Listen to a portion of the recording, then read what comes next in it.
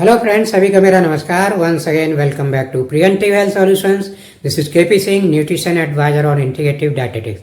दोस्तों, मेरे इस चैनल का उद्देश्य यही है कि लोगों में हेल्थ के प्रति ज़्यादा से ज़्यादा जागरूकता है और कुछ बेसिक जानकारी हमें अपनी बॉडी के बारे में और हेल्थ के बारे में होनी चाहिए, जिससे कि हम आजकल जैसा कि डिजिटल स्कैमर्स का ज़माना चल रहा है, इसी तरह आजकल हेल्थ स्कैमर्स का भी ज़माना चल रहा है। हेल्थ सेक्टर में भी बहुत सारे स्कैमर्स आ गए हैं, बहुत सारे फेक डॉक्टर्स हैं, फेक हेल्थ प्रोवाइडर्स हैं और बहुत सारे अनएथिकल प्रैक्टिसेज हो रही हैं, जिनके चंगुल में फंस कर हम अक्सर अपनी हेल्थ को कभी कभी बर्बाद भी कर लेते हैं। तो इन सब से बचने के लिए हमें कुछ बेसिक जानकारी हेल्थ के बारे में रखनी चाहिए और उसी से रिलेटेड मैं इन्फॉर्मेशंस अपने वीडियोज़ में शेयर करता हूँ।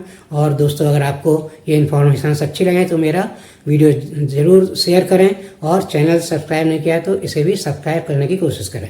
तो दोस्तों, आइए इसी सिलसिले में बात करते हैं कि हल्दी के दूध के बारे में फैक्चुअल इन्फॉर्मेशंस देखते हैं। तो दोस्तों, जैसा कि हम जानते हैं, हल्दी का दूध अक्सर हमारे घरों में काफ़ी प्रचलित है।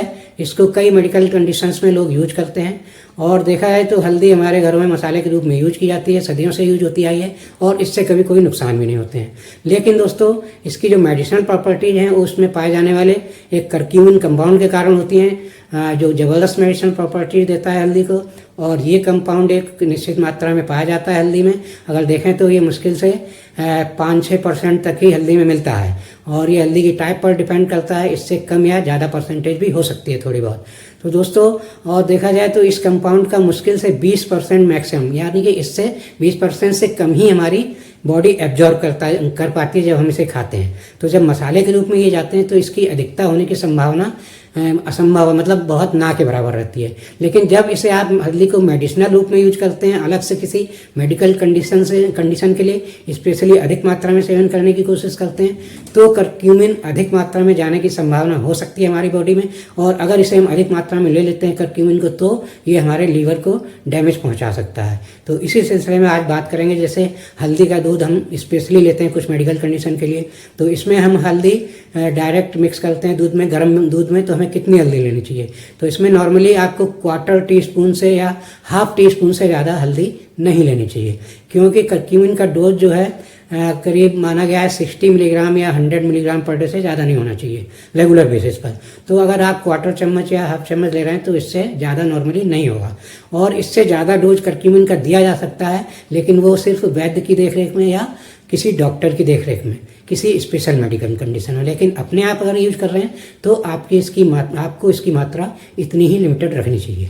तो दोस्तों, जब हम हल्दी का दूध पीते हैं तो इससे क्या फ़ायदे मिलते हैं? तो जब गर्म दूध हल्दी का पीते हैं, जो अक्सर रात में रिकमेंड किया जाता है सोने से पहले, तो इससे सबसे पहले तो अच्छी नींद आती है और दूसरा ये हमारी जनरल इम्यूनिटी के लिए बहुत अच्छा माना जाता है। अक्सर सीजनल चेंज के कारण जैसे सर्दी जुकाम, वायरल फीवर वगैरह होते हैं, तो इस टाइप की कंडीशन में ये हल्दी का दूध काफ़ी फ़ायदेमंद होता है। और इसी तरह दोस्तों देखें तो ये हमारी अन्य कंडीशन जैसे कि पेन वगैरह कहीं हो रहा है, आर्थराइटिस वगैरह पेन है, स्वेलिंग है, मतलब जॉइंट्स में पेन है, या फिर कोई अंदरूनी चोट है उसका दर्द है, तो इस टाइप की चीज़ों में ये काफ़ी फ़ायदेमंद माना जाता है। और इसी के साथ साथ आपका जो कहीं पर आपकी स्किन वगैरह में कोई प्रॉब्लम है या आपकी स्किन हेल्थ के लिए भी इसे अच्छा माना जाता है। तो अक्सर लोग इसका इस्तेमाल करते हैं। लेकिन आजकल लोग दोस्तों, चैलेंज कहाँ पर आता है? जैसे गोल्डन मिल्क के नाम से भी आप मार्केट में देखेंगे तो जो प्रोडक्ट्स आते हैं वो इसी टाइप के प्रोडक्ट होते हैं, हल्दी के ही ब्लेंड होते हैं, हल्दी प्योर हल्दी के हो सकते हैं। तो उनमें आपने अक्सर देखा होगा, उसमें आपको हो सकता है करक्यूमिन की पोटेंसी ज़्यादा मिल सकती है और उसमें थोड़ा बढ़ा चढ़ा कर भी एडवर्टाइजमेंट किए जाते हैं। तो उसके चक्कर में आकर हम कभी कभी इन प्रोडक्ट्स को बहुत ज़्यादा मात्रा में यूज करने लगते हैं रेगुलर बेसिस पर।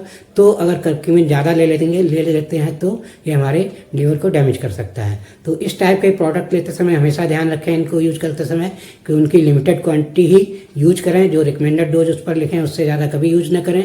और कुछ प्रोडक्ट तो ऐसे हैं जिन पर निश्चित डोज भी नहीं लिखे होते हैं और उन पर यह भी नहीं लिखा होता उसमें कितने % करक्यूमिन है। बहुत अदर इन्फॉर्मेशन तो होंगी जिनकी हमें कोई खास ज़रूरत नहीं है हल्दी के सप्लीमेंट में, जैसे फैट, प्रोटीन, कार्बोहाइड्रेट कितना है, इस टाइप की चीज़ें लिखी होंगी, लेकिन इनका कोई खास मतलब नहीं है। यहाँ पर उसमें करक्यूमिन की परसेंटेज शायद ही कोई लिखता है। तो इस तरह से दोस्तों, इन जो सिंथेटिक रूप से बनाए गए प्रोडक्ट होते हैं इनसे थोड़ा होशियार रहें। और अक्सर मैं तो यही रिकमेंड करूंगा कि आप घर पर जो प्योर हल्दी पाउडर होता है उसी को इस्तेमाल करें हल्दी के दूध के रूप में, तो ये आपकी हेल्थ के लिए ज़्यादा बेहतर होगा। आप फालतू के जो सप्लीमेंट्स हैं उनके चक्कर में ना पड़ें, उनसे दूर ही रहें, क्योंकि आजकल हेल्थ सेक्टर में भी बहुत सारा हेल्थ स्कैम चल रहा है, एक तरह से जैसे डिजिटल स्कैम होता है। तो इससे बचकर रहिए और एक आप जागरूक जागरूक नागरिक और जागरूक कस्टमर बनिए। और दोस्तों इसी के साथ एक और सेफ्टी प्रिकॉशन है हल्दी के दूध के बारे में देखें तो इसे हमें दोस्तों 2 कंडीशन में नहीं लेना चाहिए। जैसे कि अगर आपको एनीमिया है तो नहीं लेना चाहिए, और दूसरी कंडीशन अगर आपको लीवर या गाल ब्लैडर की कोई इश्यूज हैं तो उसमें भी इसको अवॉइड करना चाहिए। तो दोस्तों ये इन्फॉर्मेशन अगर अच्छी लगी तो मेरा वीडियो लाइक और शेयर करें। चैनल सब्सक्राइब नहीं किया तो प्लीज़ चैनल सब्सक्राइब कर लें। Thank you very much. See you in next video with some other health tip.